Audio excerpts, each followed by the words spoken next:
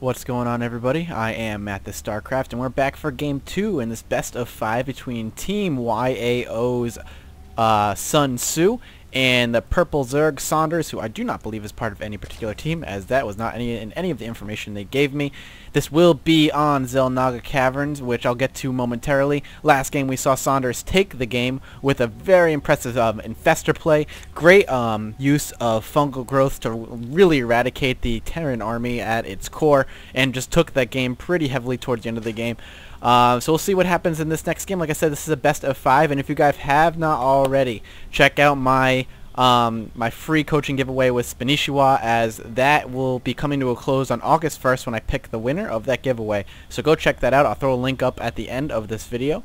So we'll be watching this game out. Xel'Naga Caverns is a really fun match. It is a map up, rather. It is you know, it's a 1v1. The spawning positions are pretty close, but not too close.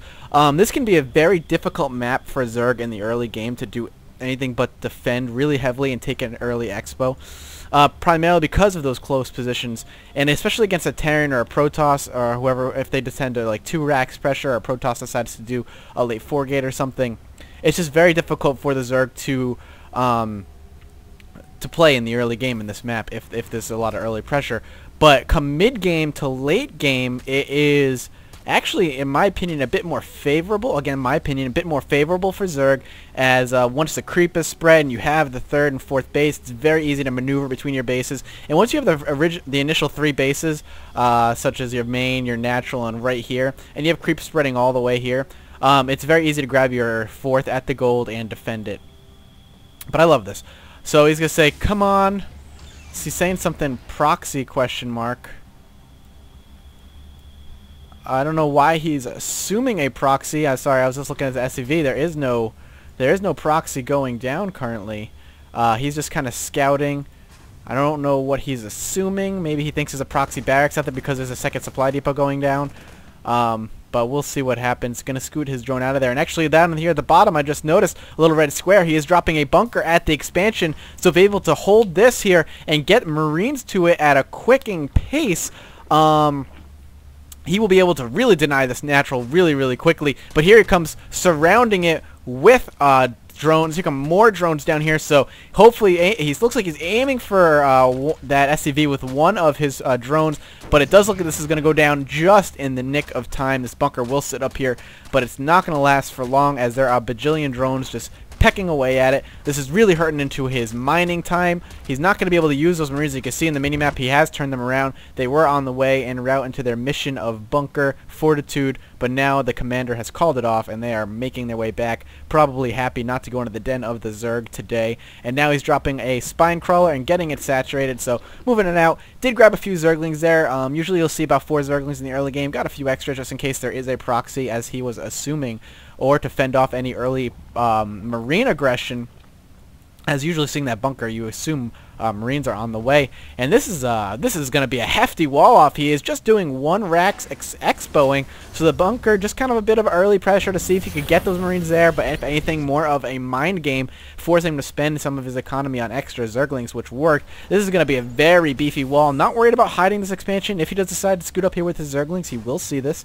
Not really worried about showing it off. He will be just looks like rallying it over here, so extra SCV production early on, grabbing a racks right now. So I mean a factory, so doing a 1-1 build, potentially 1-1-1 if he decides to do some sort of a medevac build, or early. He does have both gas, so maybe early or say mid-game-ish Banshee play, as early game Banshees are a little out of the question now. Don't be surprised to see this. There it is, turn into an orbital command right off the bat, just so he has that going. He will see it. He will not see it. So he has no idea that it's there right now. He could have scouted, but decided to chase down this SCV, so the SCV cannot get any more scouting information. So we will have a total of 3 spine crawlers all towed. So really worried about some more early pressure. Not quite sure what to expect from Sun Tzu. And if we take a look, he's grabbing now all 3 of his gases as we speak, so potentially getting ready for some sort of layer tech switch. He is drawing the scan down to see if he has layer tech yet. He has not. He has not rushed for that layer tech, so kind of a calm early game other than that early pressure. It is a double factory build, so Hellions are popping out. As you can see, the Prefernal pre-igniter. What is it called? Infernal pre-igniter. There we go. I just call it blue flame. Blue flame upgrade is going down, so some very early and some, should I say, very heavy Hellion play, which is actually quite good on this map, as you can easily swing with your Hellions, and you always see this with Terran who do this right around the back of the natural, and without a building here or a unit here like a Zergling or whatever, or even, you know, wanting to throw it down here, and an Overlord would be great Overlord placement over here. They could swing right in here, right in the mineral line. Is there no spine crawlers over here? Which, having 3, I would like to see him grab one and just place it over here if he's going to have that many. Baneling's Nest going down, and just scooch in the back and just blue flame the hell out of all these drones. That could get you so many kills. It really damages economy, especially if he's not prepared for it or ready for it. So we'll see if that's what he decides to do, as on Xel'Naga Caverns that is not uncommon at all. Layer Tech is going down. Very, very late Speedling upgrade dropping as well. If we take a look at the unit count, he is ahead in drones by 6 currently, and I'm curious what his map vision is like with his Overlord placements, and it's actually quite nice. He has a good chunk of vision, having his Overlords right here at the outskirts of the base. We have a couple of Zerglings grabbing both Xel'Naga Watchtowers. We have 2 Overlords right in the middle over here, and he's going to see those Hellions now as we are talking about come in here and scooch this up.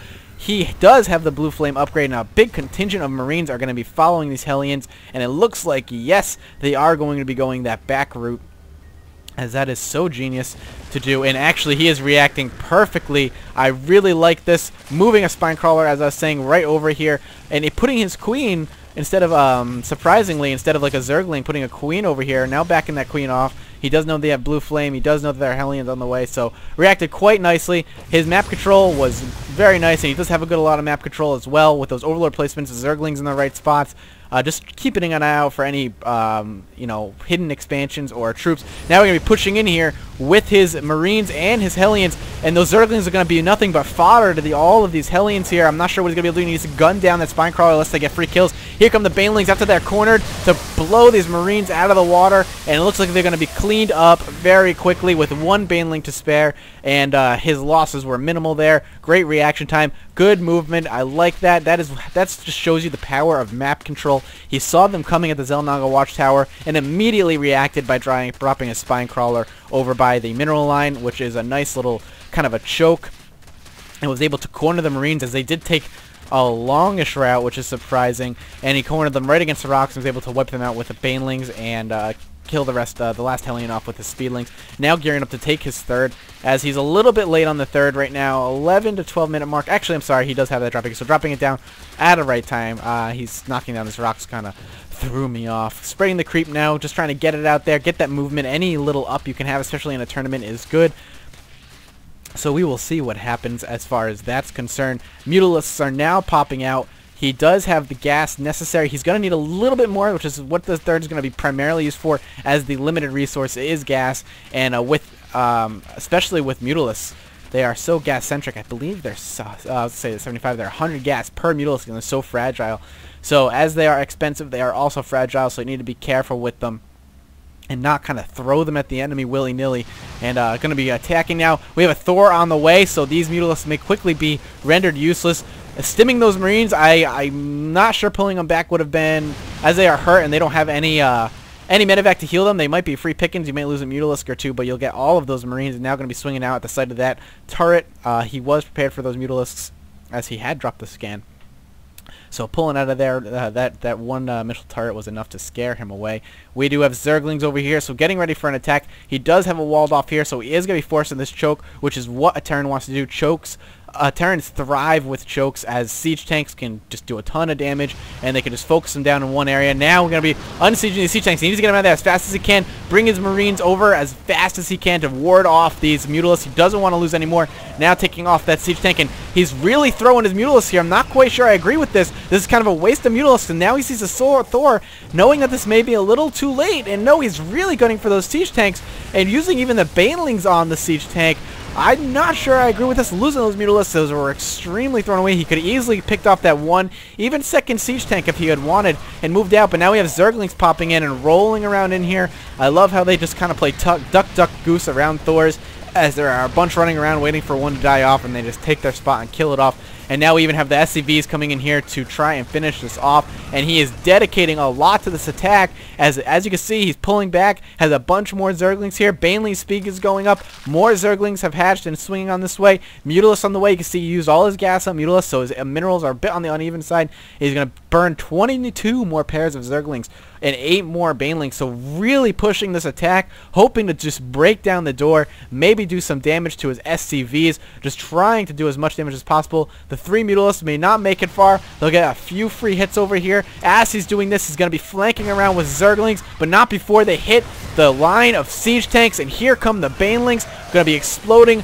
right on the siege tanks and the rest on those Marines, so just leaving one Thor, but he's got that completely walled off, and the siege tank and the Thor combined will easily wipe this up. These Banelings have gone unchecked, picked off one expansion. Now that the Thor is there, they will not last long, and they will pull out. Could have been a much bigger number if he had pulled back. Imagine how much more damage he could have done with the Mutalisk if he had just pulled back a bit and saved them for another attack. But now he's just going to sack him to the Thor. I'm curious why he's doing that. Maybe a bit of frustration that his attack didn't do as much as he had wanted to. Looks like he did try to attack the SCVs, and they pulled back just in time.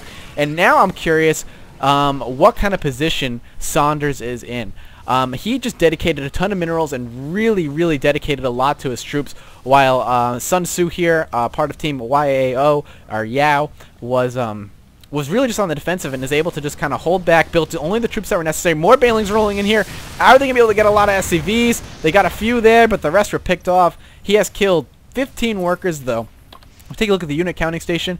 He is 55 to 47, so he's still ahead on the drone count. The problem is it's allowed him to continue to drone up here while he spent most of his money, Sonders, of course, on troops really pushing that attack. So could be in a different position right now. Could have his 4th going up if he so desired. We do see Sonders, YAOSunTzu himself, rather, grabbing an expansion, getting ready to take that 3rd as we speak. And now more Zerglings are mounting up in the middle for an attack, but YAOSunTzu more than ready for a Zergling attack. Going to split his Marines a bit, just so in case any more Banelings roll in, he won't have to worry about just burning them all on just a small number of Banelings. Force him at the very least to use all of his Banelings to kill his Marines, but not before they get through the siege line and the Thor. So nice, interesting, I like it. Nice little wall off right here, really just kind of defending his main. And here they are, more Banelings popping out. More Zerglings. The food is 112 out of 112, so he is currently supply capped. A few warlords about to pop. Infestation Pit popping out of the way. As we have learned last game, Sonders is a fan of Infestor play, so perhaps we'll see some more Infestors now the Infestation Pit has popped. He is continuing to drone up himself, 57 to 53, so YAOSunTzu has caught up. You can see now the ramifications for going such a heavy attack. And losing all your troops to it every single time. And now moving in here, going to be running into that wall of siege tanks and Marines, but blowing all of his Banelings up on those siege tanks. His army quickly really didn't do any damage there, not nearly as much as Sonders would have liked. And now YAOSunTzu feeling comfortable enough to move out to the gold and clear out those rocks and get ready to take it, while Sonders is forced to continue to drone up and building more Zerglings and Mutalisk and not really droning up. Hive Tech is going to be on the way, really pushing this attack. He has 0 upgrades right now. Let's take a look at upgrades over here. They are 1-1 Marines, so definitely YAOSunTzu on the uppity up here, and in my opinion has the favor of this game currently. So we will see how this pans out. Sonders' decision to do such a huge, heavy army composition. And now he's going to be swinging up, going to try and take out this 3rd before it turns into a planetary fortress, but they're going to be warded away by siege tanks, Marines, and a Thor, as those Zerglings are quite squishy, and the Marines are 1-1 currently.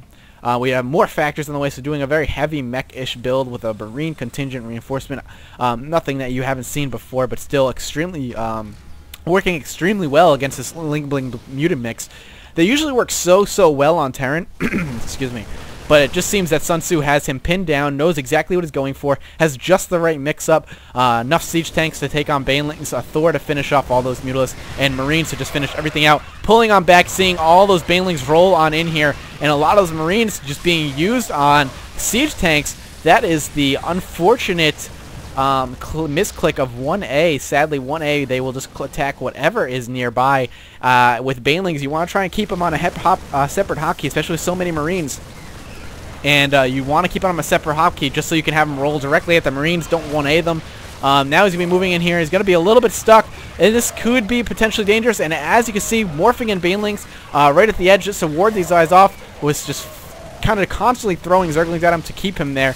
And while those banelings were morphing in, that could be the longest 20 seconds of your life waiting for those banelings as he is pushing a third, knowing that they may be necessary to kill off those Marines and just having to wait. But behind all that aggression, he has secured his gold expansion, which is also his third, and he's looking quite good. And now these guys kind of doing a little dance, going to the back of this for some reason or another, and more siege tanks and Marines are just filing in, and he's looking better and better every minute. If we take a look at the unit count, we're curious. He is not that far behind in the worker count. At this point in the game, Sonders should be much further ahead as far as drone count go, but again, all that early aggression, all that pushing really put him behind. And now we'll see a greater Spire drop, so going for the tech switch into Broodlords. I'm curious. I think he's going to need, in order to support Broodlords well, especially with what he's got going, he needs to drone up a little bit harder and grab a fourth, as that fourth and just the amount of money it costs for Broodlords is just going to be absolutely necessary. And he's at 108 out of 136, and now he's at 116. So he's a little bit ahead of our Terran friend, and which is not too much, and especially since the upgrades are only 1-0 right now for his ground army. This may not bode well if he decides to push, so he's got to pull back, chill, dropping a scan to see where his army is. Says, you know what, his army's over here. Let's go push this third again and see if we could take it out, this time with only Marines and siege tanks. So if there's a heavy muleless count, this could spell the end for that for those siege tanks. And now he's going to be sieging up, and I love the siege placement here. Got some right at the entrance, right in the back of the mineral line, and right on top, so be able to just kind of blow the hell out of everything. This third really has no chance. And now we have Zerglings just popped everywhere, and then when Kaputski over here, Mutalisk over here, not really doing too much, and now we have 4 Broodlords on the way. So he knows he needs to take this expansion, going to finish off those rocks. His economy is not big enough to support the tech switch he wants to do, and actually YAOSunTzu is actually quite ahead in the drone count or worker count now. Moving on now, took that third, did his damage.